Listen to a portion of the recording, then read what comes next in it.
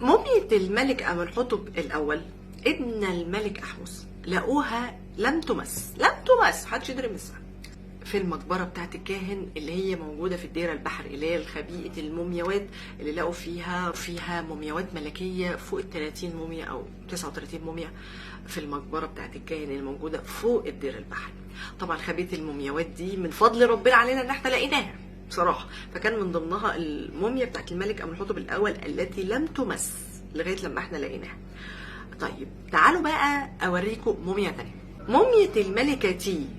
احنا لقيناها برضو في خبيئة مومياوات، بس خبيئة مومياوات مش زي اللي فاتت بتاعت الدير البحري، لا لا لا، لقيناها في مقبرة تانية لملك قوي تاني محدش بيتكلم عنه كتير برغم ان هو عظيم جدا. تعالوا اقول لكم انهي مقبرة لقوها في حماية الملك أمنحتب الثاني. او ربنا، يعني ايه نرفانة في حماية مقبرة الملك أمنحتب الثاني؟ تعالوا اقول لكم، الملك أمنحتب الثاني كان اطول ملك ممكن تشوفه، متهيألي طوله 180 وهو متوفى باين، يعني 180 وهو الموميا، فما بالك وهو عايش كان طويل. طيب الملك ده كان عريض قوي، تعالوا اوريكم ازاي، بس حاطين عليه الملايه دي بس عشان ما يتحسدش. تعالوا اوريكم بقى ايه اللي تحت لفايف الكتان دي. اهو ده شكله من غير لفايف الكتان، واضح جدا ان هو كان عريض المنكبين.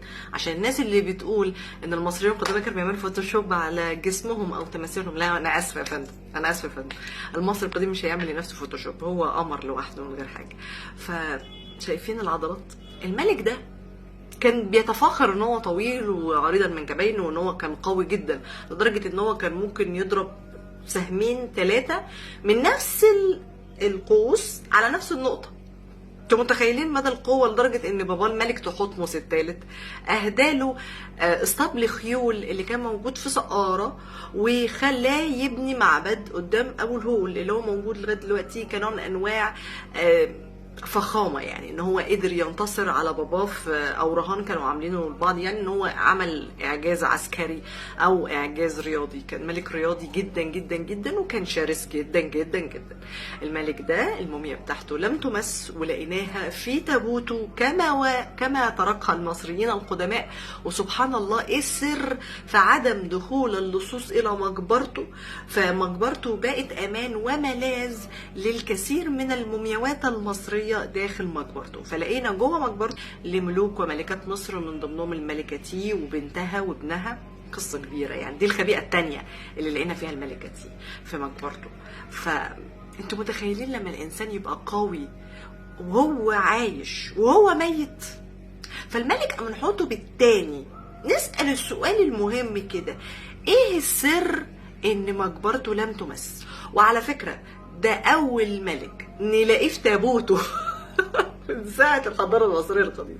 كل الملوك لقينا مقابرهم من غير توابيت او من غير مومياوات، او لقينا مومياواتهم في غير مقابرهم، الا الملك أمنحتب لقينا مقبرته فيها الموميا بتاعته والتابوت بتاعه او ربنا بس، وهو ده التابوت بتاعه. بس انا مستغربة، معقولة ده تابوت الملك أمنحتب الثاني ابن الامبراطور تحتمس الثالث وهو كان امبراطور برضو؟ هل الملوك المصريين كانوا بسطاء ولا كان ليه تابوت تاني والتالت سرق؟